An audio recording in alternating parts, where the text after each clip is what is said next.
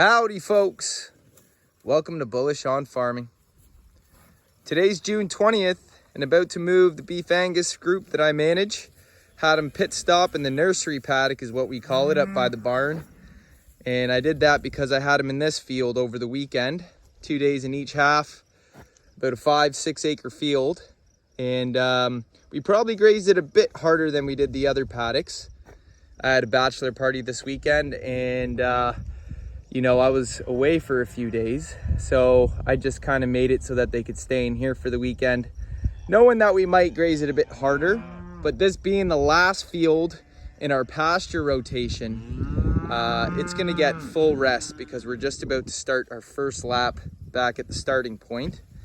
Just calling all the girls up with their calves so that we move as a group. We got a haul past the truck there, down the lane, and we're shooting them into a wide section that's about 2 days. About 75 yards by 200 yards plus a additional portion because we got a lot of hay work to do. Just raking hay all today, making sure that it get flipped over for the sun to do some nice drying out on it. And you know, these multi-day paddocks really help you out when you need to get to work on the tractor first thing, or after the morning dew gets off at least. That's it, come on girls, let's go. Yep. And you can see we just got some hay left over from the winter in there. We had our stalkers in here for a bit. And I actually had the bull in this paddock section. Had to put him up in the barnyard where we do have grass that grew out since the spring. No one's touched it. Just because these girls might be going into heat and getting the bull excited. And you can see that these girls, they move well. We still got feed in that paddock there, but they're eager to move when Papa calls because they know they'll be getting some fresh green. And this is what we have left over for the bull for the next few weeks until we turn him out with the herd.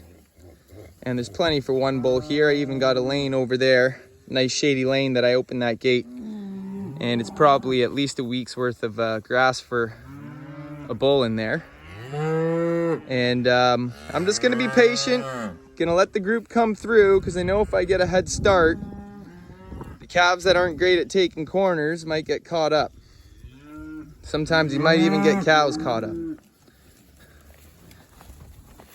And things are pretty straightforward all the way.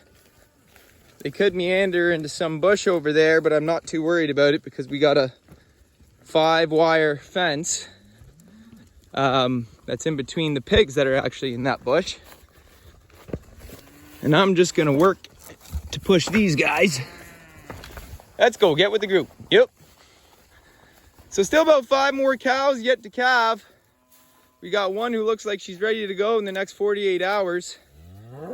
This girl right here actually. Bags tightened up and, or filled up I should say. She's getting a little loose in the back. But we're looking good. Calves are healthy, strong. We did have one whose mom dried up, had to bottle feed it for a bit. We got another cow to adopt it. And so you can't complain about that. Worked out perfectly. Doesn't always work out that way, but I was just bringing bottle out to the field and feeding that calf. We did pen it up with the other mom for about 5 days and they bonded pretty well. That calf's on her hip. It's getting all the milk it needs. You can see they want to go say hi to some of our stalkers over here that are currently in a free range section that's, you know, partial bush, 2/3 pasture. And I've got them in there for about another week before they go out to another field where we'll be mob grazing them. And let's go.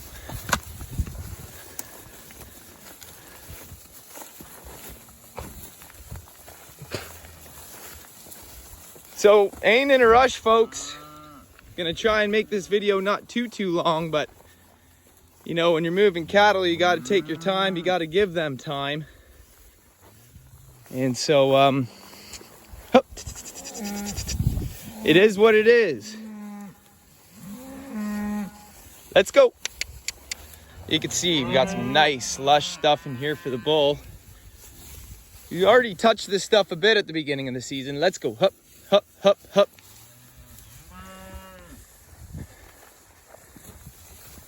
And we're moving these cows at least every 2 or 3 days. Now that we're done our first lap, 2-day paddock's gonna be the maximum. And we're gonna be tightening up the paddocks to get more of an efficient graze and a longer rest period to make the most of the rain that we do get. Let's go up.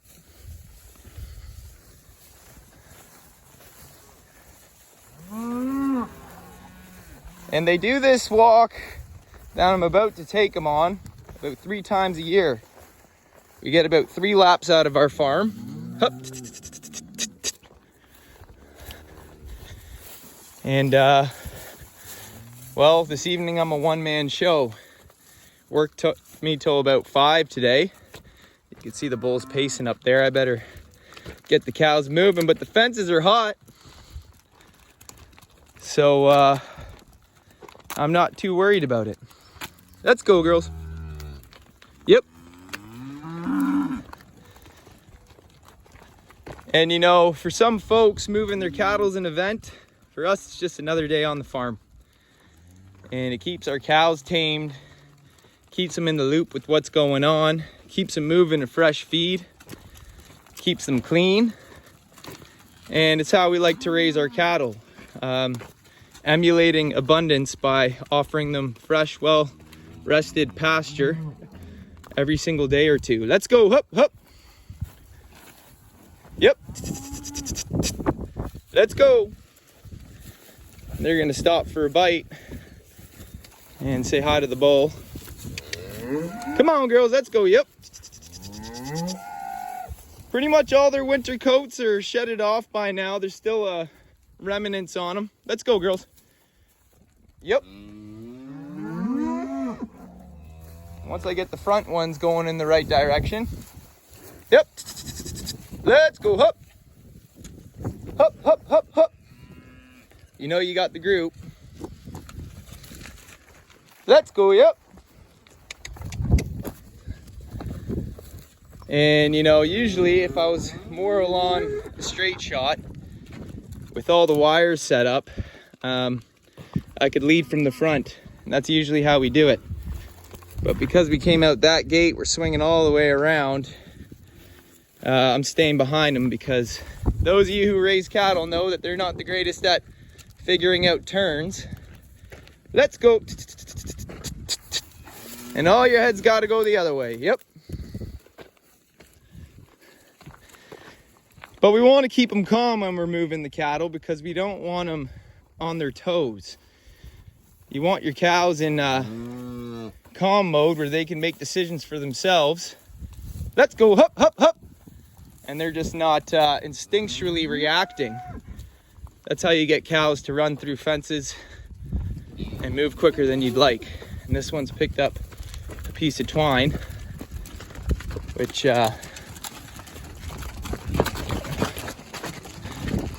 ain't a good thing. Come on, you're gonna make me rile you up. And it's gonna drop it. That's perfect. So this is the bush section that I'm talking about. But it's all right. That's the forest raised pork system that I make videos about right there, and that's the fancy gate that we made up. And that's going great. Today, or this week, we got a hot week. 25 plus, pure sun, tons of heat. And you know, we got about 2 centimeters of rain over the past week. So that's gonna be put to good use. And as I'm walking here, I'm just checking that forest because I don't want anyone caught behind. We're moving long enough of a way, I don't want to come back.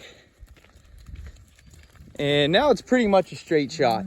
Got the truck blocking one of the side of the lanes while I got a wire up on the other side. And none of it's hot because, you know, I find by the second lap, the calves are pretty well in order. And, you know, all our mums with the mob grazing program are trained to fence really good. So you keep them walking, you keep them calm, and they're pretty obedient. Got some yearlings running with the group here. I think we got about 7 steers in, and we do that to cover most of our farm with the main herd, up the density of the stock, and you know, give most of the farm to them while we mob graze our stalkers on you know, about 2 7-acre fields plus another 15-acre hay field that we'll be grazing and not getting a second cut off of. And there's about 13 in that group, so plenty of acreage for them. And those are the ones, you know, that are now yearlings, like these steers here. Most of them are heifers in the other group because we don't want to breed them with the bull. And we want them mob grazing most of the time because we want them putting the most weight possible on grass. And most of their living months, we want them to be eating the top half of the plant rooted in soil, if we can do it. And that's how you put on the most weight for a grass-fed animal. And it pays off. The steers that we were sending off this year, they were beefy. We had one carcass weight at 760, and that's probably about 1,100 pound steer, which is pretty darn good for about 24 months.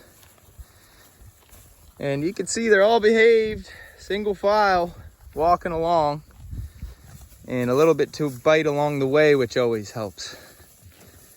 You know, your cattle aren't spooked if they're stopping to graze, and when they're walking, they probably want to be taken to bite sooner rather than later.